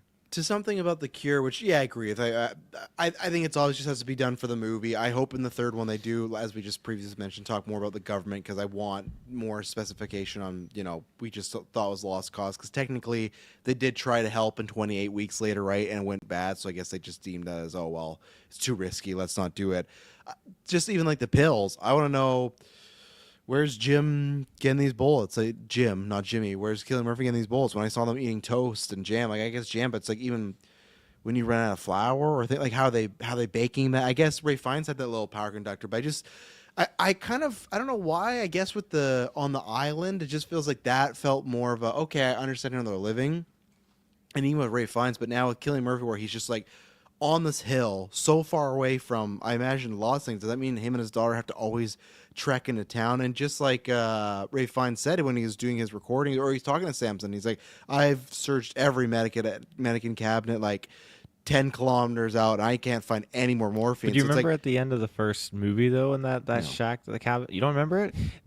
He's walking through it, and it's fucking decked to the roof with supplies, like lots and lots of supplies. okay, but now we are 28 years later, and at some point I imagine they had 3 people living in this house with Cillian Murphy, right? Him, the mom, and the baby. So that's Eddie where it's or like, the mom. well, yeah, enough so food they had for to make a everyone. choice. I just feel with you, like Cillian Murphy, I would imagine is searching those same places that Ray Fiennes is, right? So I am just curious on their setup. And also, we've never got answered in the first one. That plane drives by, and they did take people out originally, right? That's what happened. They took them out. 20 weeks later went by, and they tried to put them back in. So why did Cillian Murphy, like, why is he still there? You know, that's not critiquing this movie. I'm just saying, why was he not? Because I wasn't sure how we are going to get him. Would he be someone in the mainland trying to get people on the island, say we got to help them? Could he be doing something else? Was he going to be infected? Was it a flashback? But we got the answer that he's there with the rest of them. So it's like, but why? Because that plane I thought would have saved him in the first one. Don't know what happened. He's been there long enough to have a kid now, and that was safely enough. They got like artwork on everything. So I just thought when they're sitting there eating toast and she has books and pens and they frame it like Look at they're that. living. Look at all that supplies. Look What's at that? all That does not on the look- top shelf there. Is that That's just 28 Heinz? Is that years just worth. ketchup? That's 28 years worth Is of that just supplies ketchup? right there. What are they doing with This 28 is the years end worth of of the movie, ketchup? you're saying, Taylor? This is the end of the first one, yeah. Yeah, she's a goner. And there's a sewing machine. And yeah, I guess Yeah, so. I don't I think just. you realize how long 28 years is, Taylor. Yes. I feel like One That's can like- for every 3 days. They That's plant like one almost can my and then it'll entire grow life. more cans. So yeah, we'll see. I Yeah. I agree with you, Travis, on like what you mentioned earlier, and then kind of reinforce it there. Where like the scale of everything feels a little off, a little unbelievable. Like even you know the whole plot around 28 weeks later is that you know all the infected ate and killed each other and like ran out of food and then died off. Yeah. And here we're 28 weeks later, which I know is or 28 years later, and there's infected everywhere. I know they're eating like animals and stuff now in the wild, but they're just everywhere, and there's people everywhere, and it just is kind of surprising to see this many people still. And that begs the question of, okay, so the alpha in this movie, because they say that he like showed up recently, right? That's like a He part took of it. over the territory after the other one. Yeah. left, So do yeah. you think he just showed recently, or was he infected only recently? And now that he's back into a human, like, does he know anyone who's still alive? And is he gonna interact with anyone in that way? Like, does he know Killian? Have they like interacted as people before he got infected? Do you guys think that's gonna happen? That'd be wild. I wouldn't Because I be guess surprised. all they show is the train crashing, right? I feel like just with his hair and his demeanor, he's been infected for a while and just eventually became the alpha by getting bigger. Just roamed stronger, into this etc. area Yeah. eventually. Yeah, and I also would like to get explained in the first one why like birds and stuff follow the alpha around. We haven't got that explained yet, but yeah, I think he just roamed into this area. But at the same time, did he roam this area? Because that train's not too far, and the train is. It seems like that's his point of origin for his story, right? Is everything goes to crap and the train's there. So Are we sure that is his train, though? I mean, I feel like it was just something that was like a catalyst for jogging his memory that it happened on a Oh, train. Okay, that's I fair. think, yeah, enough. he was just remembering that area then. Yeah. Because presumably he grew up. Well, I don't know. Maybe he wasn't ever buff and old. Maybe he grew up like maybe he got. I don't know. I Because was he was expecting bit to when see, he like, was a a big boy, buff guy. right? I don't 'Cause know he how was- old yeah. do you think that guy is. Like I can't really tell. Well, he was I feel like infected he's, when he like, was a kid, I mid-40s. imagine. Yeah, We don't know that though, right? No, we No. do. Oh, no, you Well, because in the flashback he's a kid in the thing, and then when the He's a lady comes up teen. to get the ticket, then He's you a see a teen. person infected behind her tweaking out, coming down the hallway of the Oh, train. I did not see the infected person in that. Yeah, train. because they don't. There's no music cue. There's no nothing, and it's just. I just it's, thought because he was clearly having like a hallucination there. But Mhm. it's like literally shots of everyone sitting there, and then it's like the stewardess, and in like the little corner where they've left some room for like, but then apart also from she her was behind, like you had see an the evil thing, like- face. So like I don't know. She was any of did, that but I real, think though? that was escalating because again, 28 years later, too, from when he's like a young adult, I guess, yeah, like a teen. So it kind of stacks up with how old he is now. He looks like he's probably in his like 30s, late 30s, right? So Yeah, I think he. And again, I don't think you think he's in his late 30s now. He wasn't a kid when that happened. He was like a teenager in that flashback. so how do you think he's like 40s? Yeah, I think mid 40s to 50. Yeah. Yeah, Okay. big yeah, guy. something like that. When he comes out of Judging that by that train, member, yeah, I think he has 42 years, 6 when months. he came out of that train and he was just covered in blood, which was funny because I thought, And he lost his loincloth. He He went did in there with a lose it. loincloth and he just howled into the moon. you What know an what? image. And it's funny because they're in the same movie, but when I got a news talk first talk about in the future with Sony Marvel doing some more stuff. Get this guy to be fucking Craven, 100%, man. He was in Craven the Hunter. This Is guy, he? I shit you not. He did stunts. He's like a stunt guy. Oh, What? he I should looked him just up on be IMDb. Craven. He should just Yeah. be Craven the Hunter. No, like beard, everything. Like he's great, and all the little moments he has great. The acting is great. Like I'm very curious what happens with him because I misread what I thought was gonna happen in this movie. I thought, okay, the train thing happens and they make it look like he died, right? And then Samson's gonna get like the big save. He's gonna come back and save the doctor. And then they show him walk out of the train, butt ass naked, covered in blood. And I go, oh, that's kind of weird. Like they're spoiling the surprise that he survived the train and he's gonna save them. And he doesn't really. He just came back to carry Ray Fiennes off, which I Yeah. thought was odd. Which I thought was odd too, because Ray Fiennes dies and he's like laying on the skulls. So I thought, oh, that's a perfect thing. His body's gonna deteriorate and he's gonna become one of the Bone Temple people. But then Samson's taking him wherever. the Like, train. are we gonna get like part 3? Like Samson also remembered he was like in med school and he knew how to like treat Ray Fiennes. Like where's God, I he hope so. taking him? Where is I he so taking hope him? so. And do you think at the end when Jimmy Crystal saw the devil get him, was that in his mind or did the elf actually come back and mess him up? I didn't even think Oh, that no, was that the was- alpha. that was I a thought it was a random. random. Yeah. Okay, but it was in the form of the alpha though. So I think it was the alpha. Yeah, You the feel alpha like because Rand- presumably the music was so loud, and that's why the alpha was brought back there. And I assume he, knocked out any other infected that was in the area, right? I think I it was think just a so. cheap jump scare. That it's like It we was don't cheap. have to explain Yeah. this Yeah. at all. We're It just gonna felt throw weird in some 'cause random jump scare thing. it felt weird because like I get it, like maybe he'd be mad that he killed his friend, but like clearly Jimmy Crystal's not making it. Like clearly he's dead, so you don't have to kill him. and but like, yeah, I guess rage. He's a rageful guy. Samson, right? He's even if he's But, cured, like, he's he still wasn't had to, even really right. Oh, I guess I he think to would've get out of been. that train, he has to still have some of that rage. He was still you're right, popping you're off right. He when did he was show full that. human form. He at one point just like crushed a girl's back of her skull. Like he still had the. But he Craven was Hunter's retreating. strength. Like he's got the strength and the physicality, but he was definitely retreating out of that train too, right? But he's And, still like like he's still Yeah. juiced. And when I he mean, comes out and just howls. to if the I moon and killed victory. 8 people, He's I'd be not a howling normal too. man. Even if he's cured, he's not a normal man too. He's like Kurgan said, he's howling at the moon, covered in blood, like prime male. So yeah, he's not like He's oh, alpha. that was a close one. He's like Yeah. Oh golly! How did I get in this yeah, predicament? he's turning to the Hulk right in front of us. But Before we drift off too far from it, just to circle back on the infection itself, in so many different like zombie flicks, I feel like okay, you're dealing with something that is it's not a zombie flick.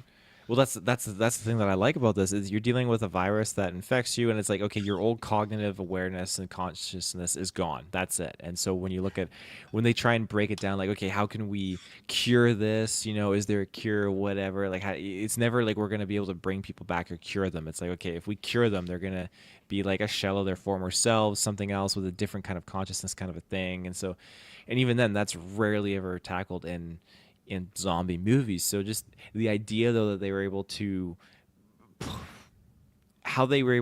create a different variant of just treating it where you can have your consciousness come back and through flashes of these memories and whatnot, and you actually get to recollect like yourself, and it would be so fucked up to actually remember and just think, man, I ate a guy's fucking brain and all this crazy shit. Like I think that would cause so much PTSD in you as a human coming to terms with that. But again, I really like how it's just a different twist on things and how it was treated. It was different, and I appreciate them kind of giving us that expansiveness to the infection and the virus. So yeah, it's just that world building quality that I like.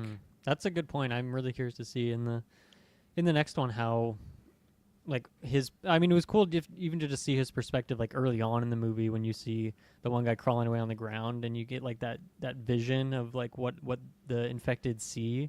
I think that was like just fun to get that perspective. So yeah, that's a good point. I'm really curious to see what kind of crazy shit he shares with humans in the next movie, the things he's seen.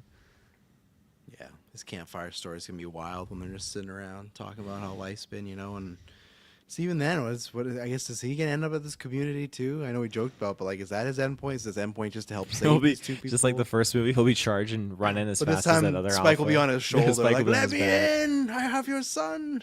I'm But, wearing clothes this time. yeah, but will he though? He still lost that Yeah. loincloth a lot, but yeah, and then I guess we talked about it a little bit, but yeah, shout out to Ray Fiennes. Obviously, don't think he's making a third. Just a highlight on this movie. Very charming, very good. All that stuff in the Little Hut was great.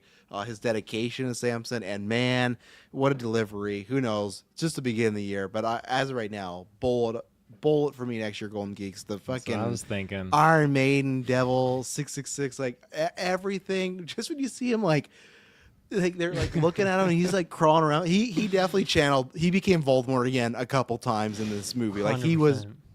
just his movements, and then also when he busts out, and he says like his beekeeper, like whatever, like suit on. He's like, He did a wardrobe change. It's like a fucking Taylor Swift concert. He did 3 of them because he was naked. He had that, and then when he's on the The cross, trench coat. he has like a trench coat, like come He's stand got the by me. crow eye paint on. Yeah, it was incredible. The second that music hit, especially too, that's like some of these people don't even know what fucking music is. They probably never even heard it, right? Like that's what I liked when 100%. Jimmy Crystal was saying that like I was 8, I really have no memories of the normal world at all, and he was just curious to talk to Ian about like, what do you remember, right? And Taylor mentioned that earlier, but that scene is, and I always wonder, right? Because we saw these trailers and these posters of just like him like going like this and having these eyes, and the whole time I always was like, what's this gonna be? And as the movie's leading up, I'm like, oh, I guess it's gonna be just like a fight scene. He's putting on war paint. I would have never thought, oh, that scene is he's gonna pretend to be the devil and he's gonna do a big dance where he blows cocaine into people's face, where Iron Man's playing in the background. Incredible stuff. So that no notes, 10 out of 10. I'll be fine for that. Now, if that does not make scene of the year for me, then we got a great year of movies ahead of us, because that was just, it's no like God, what's the term for the dead? What does he say? Remember the Term dead? for the dead. Memento Momentous mori. Memoriam. Yeah, it's not Memorial. that level where when I saw that last year, it's like, oh, this is like I'm gonna remember this forever. It's not one of those where greatest of all time up at a bunch of score levels, but still is gonna be something that I do think back on, and just felt very, I don't know, just very almost like GTA, when just something would happen in Grand Theft Auto where it's like, why is this character, what's the result it's going to be? Oh, they're just going to do something really weird and outlandish, and it's going to work. And that's what Ray Fiennes was doing here. Like, that's the third act battle of this. There's no fight, nothing like that, no standoff. Just, yeah, Ray Fiennes going to put on a little play for these people. So, amazing stuff. Yeah, I wish the movie was more weird like this, weird and stylish and fun. I just feel like it didn't have nearly enough of that for me, but they definitely stuck the landing with that particular scene for all the reasons you mentioned. Just so bizarre, and he just fucking went for it. You love to see it. You love to see when an actor just truly goes for it, doesn't hold back at all. I really thought he was I thought Samson was gonna be making an appearance here and like really fucking up the Jimmies at some point. Like I thought so too, yeah. before they get the mask removal of Spike, and he has that realization of like, oh, okay, I can't just let you take Spike again. Like he's kind of looking just off into the distance, and that's when he's I think just having that moment of like, I can't really let these Jimmies just go out and mutilate and murder people. But I thought he was like looking at Samson, so I'm like looking out in the darkness. I thought he was just gonna be walking up, just cock out and all, and just ready to fuck these guys up, because like they think he's a demon, right? Like that's literally what they call the infected. So not like it's a missed opportunity or anything. Like I am happy with what we got. Yeah, don't really know where I was going with that.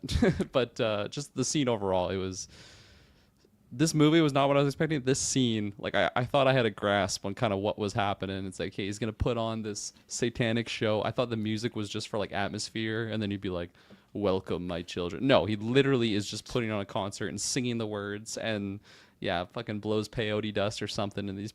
It's like, it's one thing to like never hear music before, never see like pyrotechnics and anything like that, but then you just get drugged up, and like even Spike got hit. Like this little fucking 14-year-old, 80 pounds wet is just like probably just peaking on whatever drugs that they're on, like just totally seeing a satanic ritual in front of them, and like the fact it's actual like bones all around, like it's just such a crazy setting. Just an amazing scene, and definitely just such a fantastic way to crescendo the movie big time. Yeah, This is a damn good sequence. Oh my god, I was just eating it up. Holy shit! And Ray Fiennes was just absolutely next level. I mean, what more can you say about the guy? Like when he pulled out and did the wardrobe change, he got the fire torch going on. I was like, this is so fucking cool. This is great. And yeah, everything that just kind of segued into him turning that foundation of their religion against Jimmy, like we talked about earlier. I love that. I ate that up. It was fantastic and very clever. I just felt like he was a step ahead the entire time. And I know that they were initially there for the fact that, okay, we need to, well, like Jimmy didn't want to execute him like a Spike like when they were coming here. I feel like, okay, the execution was supposed to be on the spot. I'm going to listen to Father Nick. He's going to tell me what to do. We're going to kill him. But then things obviously changed, and he found this way of using this scenario as boosting his own belief system with his followers to enhance his power. And so that retroactively just kind of shadows, Spike's murder trial. It doesn't matter anymore because there's something more powerful at play. But yeah, just Ray Fiennes blew it out of the water. I don't know what else to really say about it other than it was great, absolutely great. And when Samson came back at the end and he had the horns on him and whatnot, I thought for a second maybe he killed a deer and put deer antlers on his head. It So was did just I. like He's looking very Hannibal Vision Yeah. stuff. I don't know. Yeah. Like when he was walking and he had like the antlers, but then he also had like shoulder pads. I thought, yeah, I thought, like, did he armor up to fight the fucking Yes. Fucking infected Steppenwolf. now? very much like when Will is like spasming out on Hannibal. So it's like, okay, I dig this. So I forgot to mention it, but one of my favorite Jimmy actual Jimmy Crystal moments is this whole plan is to basically just solidify like ultimate belief and faith in me, Jimmy Crystal. Like Rafe is gonna put on this great show to convince these people that not only is he the devil, Saint Nick, but like I am his son and you should listen to me, and like basically gave him a script. I just like that's his whole plan. So he's totally in on the whole thing. That's what he want. He didn't expect to get a whole concert. You can kind of see him like surprised when it gets going. But at the end, when Ian's like, yeah, and I got one more. It's like you got to crucify. Instantly, Jimmy's like, well, we don't know who this guy is. This guy's not Saint Nick. Like we can't trust this guy. And it's like these guys literally just went through like a fucking sweat lodge spirit journey right now. Like they saw the devil. Like you can't just take back what they saw. And I love how like right away Kelly's just ready to fucking murder this guy that she's always already doubtful of throughout the movie. But it was just such a funny like revealing of his cards of like, oh, everything's going my way, and the second it doesn't, it's like, oh no, you can't believe him. Like you gotta trust me. So it was just such a great way to take out our antagonists of the movie instead of having like a big, duel of fates 1v1 battle. feels like in a game of Avalon when you've been partnered with somebody for a bit and then they accuse you and you're like, what's going on? And you gotta pivot and go to that person, but. Yeah, no, that I think O'Connell's his facial expressions, everything that scene. Like I said, even when he said "not you, my son" to bow, and just have that shot of Jack, he's like smiling, like, "Yeah, I got these guys." He's doing his whole speech again. I'm like, man, he's got some good. He's got some like cheek acting. We talk about Tom Hardy and his eye acting, just what he's doing with his cheeks, his little smiles, whatnot. Jack O'Connell, like he does in Sinners too. He's gonna do some good things. So, go ahead. Yeah, just a nitpick for that sequence is I feel like the doctor, he got like stabbed in the tummy like once, and I feel like he should have survived that. He's an old man, But he's like swole as hell, and he's like really strong and He smart, is jacked. and like has tons of drugs. He has every possible drug and medical supply you could ask for. So I feel like they needed to kill him in a more overt way. To me, it was a little too easy. Could have been a stab bigger in the gut whoop. though is pretty awful, right? Because if you get stabbed in your intestines and there's just an open wound, all of your shit and stuff that's in your intestines probably just spew out to everything inside your gut to just infect. Like even if he makes it out that moment, I don't know. I'm okay with him stabbed dying in his off that. aorta, his vena cava, his Could've been- kidneys, his bladder. Could have been worth a try though. You don't know that. This is all stuff that could have killed him. I know, but 'Cause you it's don't know in that the he lower, got it's in the stabbed. lower abdomen area, is what I looked into. Yeah, well, The Bone Jimmy Temple also scripts got and all stabbed that. in that exact same spot, and he didn't die until he was crucified. That's There you true. go. That's a good point, actually. So Yeah. But could he have died He's even the- if he he's was the not son of Saint crucified, Nick, though? That's right. Was he dying no matter what? Plus though? 5 vitality, Yeah. son of Saint Nick. The amount of people that just got like surprise sucker punch / like stabbed in this, it kind of bothered me too. Just so many like quick little mini stabs. You know, obviously with Spike grabbing the guy in the leg at the start of the movie. Those 2 at the very end, like the fact that we got 2 little quick surprise gut stabs like back to back. I'm like, is this the best you got in the choreography sense? We can't like mix it up a little bit more. So The whole The guy in budget the was on the woods. concert. Yeah. Mm-hmm. Okay, That- actually, yeah, I was gonna bring up that guy in the woods because I laughed He's my so hard friend. in the scene when this happened. Are you talking about like the trio? Yeah. That When scene? Spike tries to escape.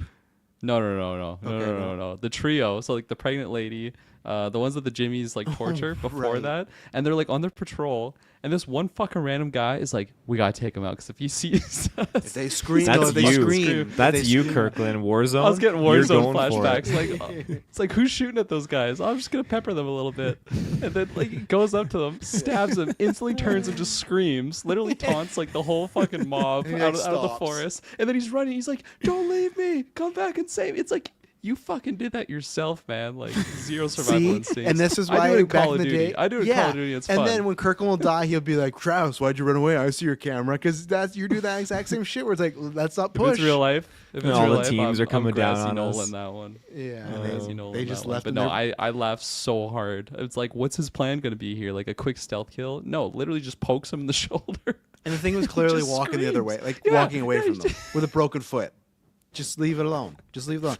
And which was weird too to me. Like, oh no, I guess she left the premises. Like, well, because that's the thing. Like Kelly, at one point she leaves, and then when she sees Ray Fiennes on the way, that guy comes back and she does this unnecessary like aura farming, like slits his throat while doing a It was somersault. It's like, much necessary. I needed. it's to like see all it. right. That's badass. It's like fine. Blood is definitely splattering into your face if you do that all the time. Like, Yeah, I it's- don't know how you survived this Let's long. be a little safe here. But that same thing. How did she get out of there? It's a locked door, so she just climbed over the gate, right? Yeah. Right? Parkour Just that easy. Yeah, it makes no sense. Yeah. So Also, again, this yeah, whole the- gate thing. Those 3 people in the woods, like, even if they didn't try and stab that one, there were like 5 others within like, 20 meters clearly because they just got swarmed right then and there. So I don't know. They're just everywhere. These infected. They are. I love that they're gathering mushrooms, like a couple of hobbits. Mushrooms. Yeah. It's funny. Ended up There was a being lot deadly. of very Fellowship of the Ring vibes. At one point, they just showed this tree. I was like, that looks like the tree the group held hid under from the ring. The ring wraith on wraiths the- are running around with the infected in here. Hell yeah. Or that's- when Samson's like tripping out on his fucking morphine, he's just looking up at the sky, and you see like those leaves, like the sun come Oh, through the yeah. leaves. I was expecting like Elrond's face to Elrond. come in. I don't know. Who did ask? That's just But just do that with Ray Fiennes. Like replace it and put Ray Fiennes talking to Samson. It would actually And fit he's singing so the well. music. Like in the That's next movie, great. if Samson's Yeah. feeling lost, he just sees father What do I do? Carlson. Yeah. His name is. And the next movie, they can recreate the ring wraith like riding in the river, but he'll be the horse and Spike will be Arwen. So just come on, go. Yeah. The only thing I want to say Gotcha. before I forget is I really liked in the scene when the skinning happens and they give the one guy like the whole thing, like you can be a part of the fingers, and he looked down and he picked that girl out who was just cross-legged sitting down. I loved her little acting choices when she looked up, because she looked up, she looked very scared, and then she smiled, so it's like, oh, he's fucked, and then she looked scared again. So I like that I did not have a read on what this character was going to do, and even before they're about to fight, like before the action started, she looked very unsure, but then the second she got hit in, boom, was confident and just like kicked his ass. So I like that she kind of baited him in, but it's like that she was happy she did get picked, but she didn't want to show her whole hand, so she went back to like, oh no, I'm a little worried here. So I liked that stuff there. I thought her death was like a little too long, like the fact no one would react to just like she's modeled, because at that point I thought, oh, something else happened, like because her eyes are starting to turn red. So, oh, like did he stab her? Like I wasn't sure, but it felt like took a little long to get that going. And even then too, like, so the guy had the gas tank, and he like undoes it, and then what did he? Where'd the fire come from? Because he think kicked there was, something. I think there's like a candle. Like, on, like and he hanging kicked there. it. Okay, that's very risky for There's him. definitely a Like- light source in there because it was dark, right? So It seemed like mean, at something that he had done point- before. yeah, that's Which his is a good very point. finishing specific move. thing to have done before. His smash ultimate is gasoline. Yeah, you that's know. his side B. Yeah, Yeah, I mean, even like that hook going into her head and like the aim and accuracy would take on that is like insane. Like To that, kill that- her. Yeah, I could believe I they thought hit it her would just head. not like you would think it would like hit her and knock her out or something, but the fact Oh, that it no. went in, like I don't know That's how you going aim in that for thing. sure. Like that's super lucky, I guess, that she was sitting right there. Solid pointy metal stick. Just Yeah, It that was and- it was very easy. It looked like one of those moments where you turn and when she sees it, it's like hit X. Yeah, yeah, and then You you're right. hit It takes X, like and then it just 15 activates. seconds for the rest of the crew to be like, "Did she just get stabbed in the head?" Like, Yeah. Bro, what happened here? Both that and the propane gasoline felt like very quick timey events in a video game. But Yeah. you know who would have liked that? What the hell is this stuff? Gasoline. Chocolate mousse. I just said gasoline. He should be in there. He should He be was an impressed alpha. by that move. For sure. Yeah, it was just so quick of like, and I guess the reason I'm hung up on it is he was stabbed several times and he was he was just laying there. Like she was ready to take him. She was gonna bleeding out. He would've bled assault. out for She was sure. gonna assault she him. got his wrist, didn't he? Yeah, Oh, that right yeah. there. I think you're so lightheaded, nothing's happened or anything like that. But like, and she was about to like, he was so out of it. She was gonna assault and remove the skin off his penis, but he still could. I guess adrenaline, but still she like. was gonna sexually assault him, or just I remove just the assumed by skin? taking his pants off, and the way for me I was thought the way was she gonna skin his pants off. penis. she was, but the way she straddled She wanted to him, steal his pants. She just want to steal his pants. the way get steal his pants. My jumpsuit's getting a bit dirty. The way she straddled him was very sexual. It was not like oh, I'm gonna take it. Was I think like it was she like psychological warfare. yeah, She's that's just such a that's fucked still up abuse individual. though. If someone's straddling you naked, like if you're naked, if Kirkland, if someone takes off my I don't know pants where you're on going with top of this. me- I thought you were insinuating it's like that My- was for sure gonna happen. No, She's my gonna point ride is, that. though, if he was someone so- stabs you multiple times and then takes your pants off, you should be worried. That's the moral of the story. My point is, he was so hurt, she could have done anything to him in that moment, right? But then cut to 10 seconds later, and he's John McCain with like gasoline, and he's like I was like, that took me on a bit where, and then Adrenaline, man. well, I guess Their it was to the protagonist. heart, but just one little shot, like, and he, oh, and he died. Those I get it. slingshots, man. It was to the heart. It would kill you, but just like I thought he's gonna get a bit more of an epic death, but just like But in that moment too, like why wouldn't he just like point it at the other tanks, try and get like a big explosion, Yes. like Marty Dom, that whole facility. well, maybe I guess because he thought his woman was up there, so he could just blow her up though, right? And his child, so that's why. you didn't watched kill us some- get tortured for hours up there. You What didn't was she save us supposed this to whole do? She time. really did, though. It's fucking. What was she supposed to do? She's formulating a plan, and Gasoline. she found an opportunity. I mean, you're a pregnant woman. You're outnumbered, and I mean that was definitely the only real opportunity that she had. So Well, I guess to Dropped- save them, I would have dropped down there, tornado kick like Leon, right to the head, take them all out. hell yeah, Or backflip off 1v6? the wall while Six pregnant. or 7 of them. I think they're well. At that point, there was I think it was just 6, right? Or was there Well, 7? there's 7 total, including Spike, and then Spike wasn't interacting, so Yeah. there's 6. Spike and there. Kelly were out, so there was only 5. Yeah. Right. And at And that point also- too, well, she didn't save anybody, right? So she could have just been running away the whole time. Coulda. Yeah, Yeah. yeah, absolutely. I actually thought that was Spike, like the one that he chose, because it was just like the I one thought so person. too. Yes. Yeah. Their mask was like the same too. I'm like, this is so lucky that Spike's not in this room right now, because clearly that guy would have chose Spike, like life or death. I'm taking the little meek child who looks like he's terrified. And they to call deal with that these out too, individuals. right? Because the other Spike guy won his last later, one though. Spike other- got him. Right. the other guy So- later was when he chased him into the woods. He's like, that if you were in that room, you would have been picked or whatever. I'm pretty sure he throws that shade Oh. at him. Yeah, you're right. I forgot about that. But the guy that they kept alive to, fight the finger, I don't know. If I'm in that situation, like he lunges forward and swings his little knife forward and gets totally fucked up. He exposes his whole arm to get grabbed and then Okay. disengage. I feel like Okay. now Walk here- it back. hang on. No, hang on, walk- hang on. No, you're completely in the wrong Here's here. the thing. Now this guy obviously has a huge weight advantage on this chick. So what does he need to do? He needs to do a No. Hail Mary and just throw all his weight, take out her legs, and then just boom, boom, boom, boom. He is mentally compromised, and he has to fight this woman after he's been hanging for hours. His arms would be unfucking usable. And that's why he's got to use the weight of his body, to like do his what? Just chest. run at her? Just No, just throw your Like, weight. What's he gonna do? You got to throw your weight at her, take her out by the fucking legs, and then once she's down, you got to use your weight as your advantage, No. right? To me, what you Taylor in do- his corner, just like swing at him, swing, go for the leg, Do a barrel roll. Throw at the her, like, fucking wait. hook. Throw the hook. Yeah, like what's he gonna do? Just wrestling, like jumping at her? No, what I do in that situation, I get the knife, I just run a Jimmy Crystal and slit his throat, and that's in try my best there. I'm not going for that. Just taking that guy out as a fuck you. I'm not doing this whole rich roll. I'm like, all right, let's try what happens here. You make a bolt for it. But he was losing that fight no matter what. He was so weak and mentally compromised. He just watched friends and family for hours get skinned I beside thought he was you. going to kill himself, honestly. Yeah, I thought it was an option too, and might have been smarter from the way. But I guess he Well, got he his took moment, out quite right? a few of them, right? He did, Yep. yeah. It Imagine worked. if he just like throwing knifed at the explosive barrel, blows up the corner. Oh. That would have been sick. and he rolls out of it completely alive. And then the Yeah, barrel like natural shoots the 20. knife into the back of someone's head. Just crazy Yeah. video game moment. And he like jumps off the barrel to get his pregnant wife, and then as the explosion jumps off, they like jump off together and they run. There Yeah, puts the goes skin back my on his friends, hero. saves them. Yeah, Yeah. They take Spike, they find Cillian Murphy. Oh, I got cures you. the virus. yeah, they say the doctor. They go down to Cillian Murphy. He still has a storage room. Look how much Heinz ketchup I have for all of you out here. Comes the new alpha. Yeah. Yeah, just everything. yeah. I'm out. Wow, he's out. Of notes. I got nothing.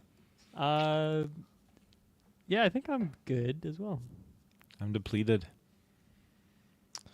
What do I you got, like. Kirk? Kirkland's Not like a back lot to of the music. fight. Yeah, yeah, this is what I would have done. Okay. I'd throw my weight at it. Yeah. I hope that at least April and Cocktail Clay join after 9. I'm going to ask them about Taylor's little scenario here on 28 Hey, years later. dead weight? Oh, you got power behind it. Clay will know. Clay will know. No, he has no way to. We'll circle back to Clay this will on Saturday. know. Circle back. I need I like would've one of just those pulled, like science like MythBusters videos to show. Yeah, it to, there, like, or Deadliest Warrior. You know, he's losing. I think 100%. He's losing a Yeah, a 1,000 guy with no times feeling out in of his 0. arms versus. Yeah. Who's never had a fight in his life, probably. Yeah. I guess they were equipped to fight some infected, but They Yeah, ran. they, though. Psycho. they couldn't kill one infected. Yeah, they just ran.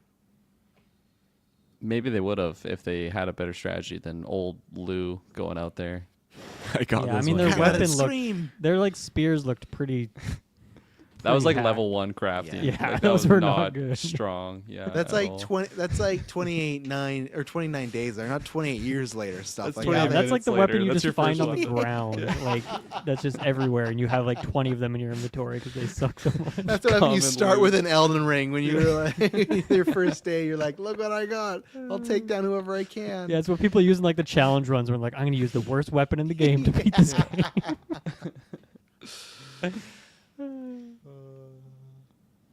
Yeah, That it? no, I got nothing.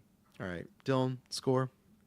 Yeah, I'm gonna give this a. I'm gonna be generous. I'm gonna give this a 3.8 Out of 10. out of 10. Yeah. Oh. Yikes. About half of that is from the Rafe just theater performance scene, and then half just like from the Rafe and Alpha scenes, which had some good stuff there. But really, I didn't like any other stuff, so Damn. I don't think I can give it anything. I don't think I can pass it. Honestly, I just liked so little of this movie. So yeah, Jeez. Okay. 3.8. tough. I Big- know. Tough. Big drop from the first. We'll see what the Probably third can the- get you. Worst rating I've ever given for the first movie I've seen in a year. So I don't know if that's a good or bad sign for what this year's gonna do for me. Oh yeah. I worded that poorly, but I mean, like, I don't think the first We movie got review of the there. year has been this savage for me before. So Yeah. All right. Kirkland. Yeah, this is a tricky one for me. I definitely lesser than the first one. No recollection of what I gave that first one, but I'm feeling. I think I'm gonna go an 8.5 for right now on this one on an initial viewing. Yeah, I really liked what I liked out of this movie, and I really didn't like what I didn't like about this movie. But fortunately, there was a lot more that I did like. Rafe was like just such a phenomenal. Like if I don't have the quality of an actor of like Rafe Fiennes in that role, I think this is like a 7, like barely. Like I think he just brings so much extra magic. Like he shows so much emotion and just like powerful connection to like a drugged up alpha that like isn't even talking to him at this portion of the movie. Like he's just killing it on screen with like literally just himself, because he's not dialoguing with anyone. Like he's interacting with Samson, but Samson's not actually, like, he's drugged up for one thing, and he's also still like a zombie at this moment. You know, sorry, not supposed to use that word, but Yeah, come on. he's he's just carrying the whole scene on his own, and Not even to mention his crazy musical numbers when he's dancing. He's dancing and singing and just vibing to himself with himself throughout the whole movie. But yeah, no, I already mentioned what I really liked about the Kelly character. Very curious what happens going forward on that. I could see her honestly just being a major letdown if we if we get that third movie for me, because I just feel like it's going to be a Cillian Murphy show, and she's just going to be like a very side character in comparison to what she already was in this movie. That's kind of like my fear for it, but I hope not. I don't know. I hope they evolve and her and Spike both be a lot more interesting than they were in here. You know, she was more relevant than Spike was in this movie for me at least, but I hope they both aren't just forgotten because we're bringing in, you know, Robert Oppenheimer for the third one. Academy Award winner. You know, it's kind of. They were like talking when they were talking about like sorry, totally side tangent, but when Cillian Murphy's talking to his daughter Sam at the end, and they're like going over history of World War II. I'm like, are they going to say Oppenheimer? Are they going to do You that? know who made the bomb? I'm glad they didn't, because that would have been very corny and cheesy. But Yeah. part of me thought they might have. But yeah, Yeah, it's gonna be interesting because I think you could make a case for Kelly and Spike being main characters, but you could also make a case that the third one's just gonna be what they did with Ray Fiennes, right? Where those characters will be around, but Cillian Murphy will be the lead. And I have two minds. I like those characters, but at the same time, Cillian Murphy started this whole show, right? So Or it's just kinda- random new characters. yeah. Samson is Jimmys the was out there. protagonist. I would be down to see what he's out Be just down, walking too. the earth, you know. So right now I'm gonna give this a 9.25. Came in at a 9.5. We talked about a few things that are definitely natives and then a few things I need to think of a rewatch. So I think I was back and forth between the 9.5 and the 9. So that's why right now just play it safe, give it the 9.25. I don't think with any rewatches I could get to the heights of the first one, but there's just love the world, love the characters they've created, and I just really hope that third one can at least, if it can hit in the 9 like structure, even 8.5, I guess I'm happy. I now with Killian, I feel like I expect them, they have to do that. Danny Boyle will be back, and yeah, I just love the new lore they add to this franchise. It just doesn't feel like they're playing it safe, and they're always doing something new and fun and expressive. So yeah, that's where I'm at. I don't think it could drop below a 9, but maybe, who knows, once a rewatch. But I don't think so. I had a really good time with this. Loved a lot of the themes, loved a lot of the characters, loved a lot of the moments. The acting was top notch. Not any great like technical stuff that I could think of like 28 days later or 28 years later, but I just some just beautiful shots in general. So yeah, that's where I am for now. A 9.25. Taylorfield, end us off for the night. Oh yeah, I mean, it's no doubt this is a easy 10 out of 10 for me. Whoa, I really enjoyed it. It was just weird and zany and had some things that I was not expecting. And I guess the biggest pillar for me is that I was going in thinking it was gonna be one thing based on this trailer, and from what I saw in the trailer, it was hard to kind of allocate where things are going to be placed and how it was going to kind of stack up. But everything, it worked well for me. I really enjoyed it, and I feel like it just kind of it tied to the first one well. It tied to the overall universe well, and it just has put us into just this nice little box with a bow on top for what part 3 is going to be like. And I can't wait. I really can't wait. And I hope that I get surprised again, and I hope that they tackle a lot of other cool, bold things in there too, and they wrap it up again in a good little trilogy. Yeah, so I feel like you have to. Yeah, they're lucky they're getting a trilogy, I'd say. So I feel like you got to wrap it up in whatever this next one's called. You know, so. Well, there you go. We have done it. That is your review for 28 Days Later, The Bone Temple. As we said, there is After Nine this weekend, so we'll talk about a little bit there. Obviously, I don't think this will get a whole dedicated channel, but always drop the spoiler tag and talk about it on the Discord. And yeah, we'll see what people's opinions are, because obviously the first one I think a lot of people loved, but still had some varying degrees of choices that were made that people maybe didn't love. So we'd love to hear, whether it's here, Patreon, the comments, Discord. Love to hear your thoughts. Hope you enjoy this review. When you hear from us next time, it will not be boring. Bye-bye.